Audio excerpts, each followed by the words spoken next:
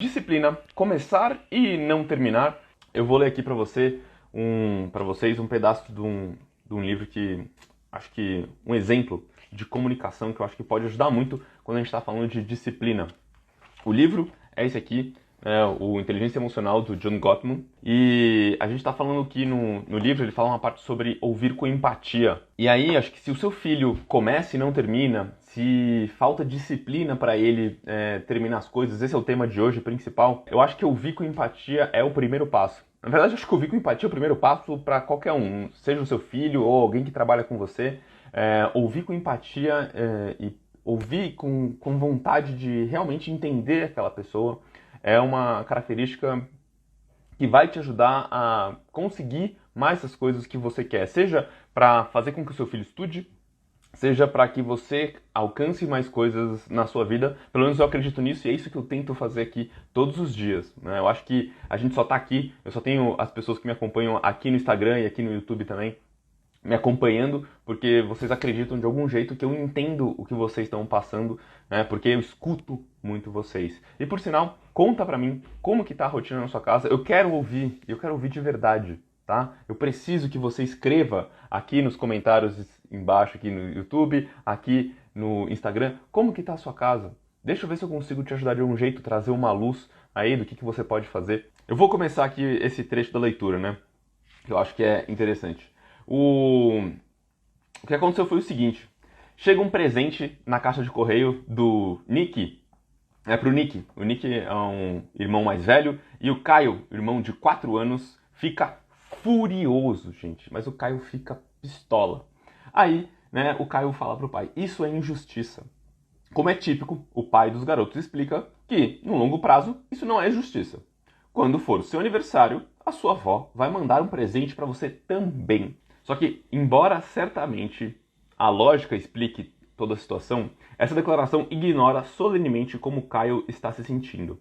Agora, além de estar com ciúmes por causa do presente, Kyle deve estar furioso porque o pai não compreende a sua posição, né, nada invejável, uma posição meio difícil, né?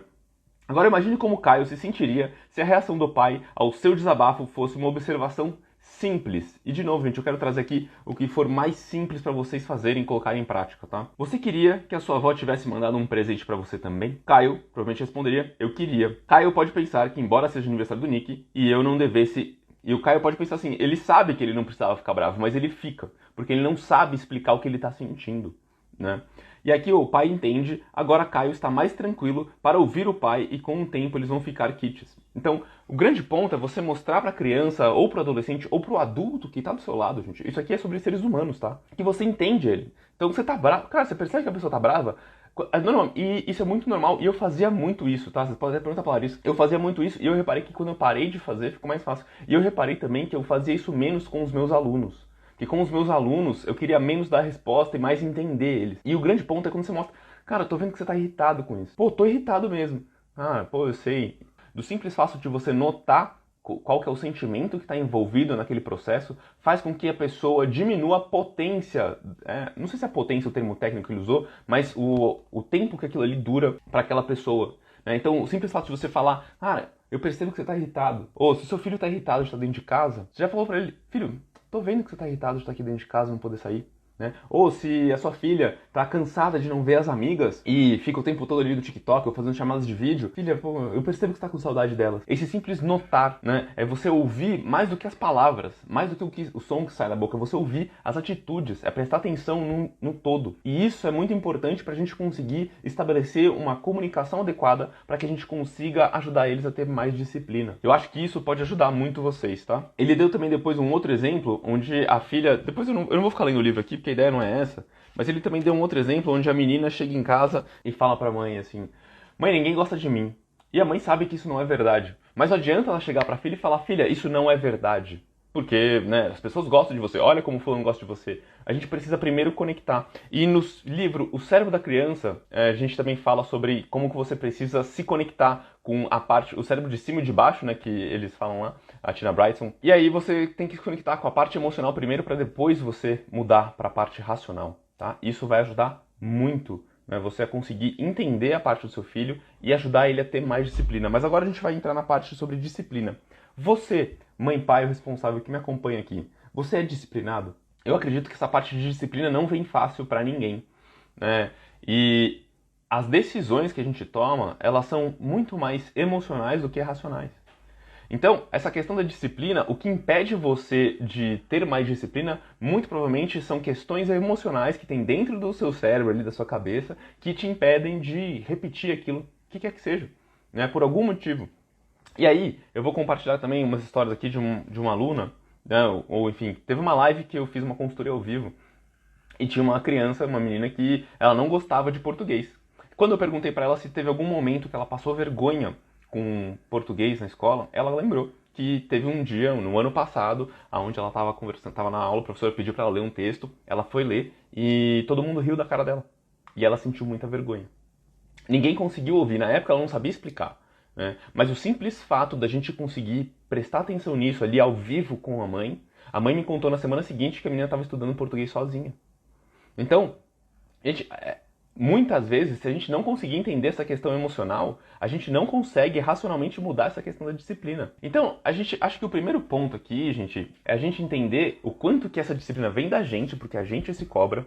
E quando a gente se cobra muito, é natural que a gente cobre muito dos outros. E essa é uma consciência que você precisa ter para que você entenda qual que é a sua cobrança. Às vezes diminuir um pouco a cobrança com você para que você consiga diminuir a cobrança com o outro e conseguir ouvir e prestar atenção com empatia neles, né? Se a gente não tem um tempo pra gente, para parar e prestar atenção e analisar o que a gente sente, fica muito difícil a gente conseguir prestar atenção como que a gente está projetando isso nos outros. Então, eu acho que esse é um exercício diário que nós, que somos educadores, porque você que está ali educando seu filho também é um educador, né, precisa fazer, de cuidar um pouquinho de você. E aí, eu vou compartilhar com vocês, gente, da lei de Parkinson. Uma tarefa tende a ser finalizada no tempo que ela tem para ser executada. Aí, depois, o Parkinson compara a questão da qualidade da tarefa com o tempo que foi dedicado a ela. Mas, quando você põe tempos para finalizar, gente, isso é muito bom. Eu fiquei muito tempo enrolando para fazer o programa Meus Filhos Estudam Sozinhos, que é o meu acompanhamento online com os pais. E foi no dia que eu marquei a data, que eu falei, dia 4 de fevereiro a gente vai abrir as inscrições para a primeira turma. Foi no dia que eu marquei a data, eu fiquei doente, porque tinham questões emocionais, medos que eu tinha dentro de mim, tá? Que me impediam de fazer isso. Mas no dia que eu marquei a data, eu sabia que eu tinha que entregar, porque eu assumi um compromisso com vocês. E às vezes, essa pode ser uma saída para você, tá? Assumir um compromisso público com outras pessoas pode ajudar muito você a executar aquilo, né? Porque o compromisso nosso comigo mesmo, é muito fácil de eu quebrar. Essa semana eu vou na academia todos os dias.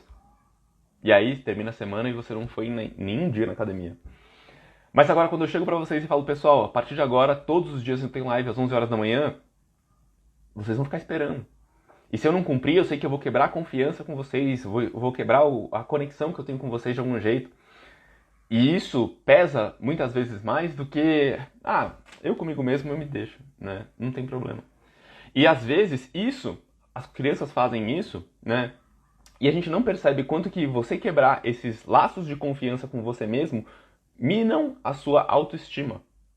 Então, quando eu comecei a perceber que eu não cumpria as coisas que eu combinava comigo mesmo, fazia com que eu me sentisse mal, eu me sentisse incapaz muitas vezes de executar algumas tarefas, fez com que eu falasse, poxa, eu não posso mais. Então, e aí eu fui para um movimento de ficar muito rígido com as coisas que tinham que ser executadas no tempo que elas tinham que ser executadas e tal. E eu comecei a cobrar muito das pessoas que estavam à minha volta. E isso começou a ser muito difícil para quem convivia comigo.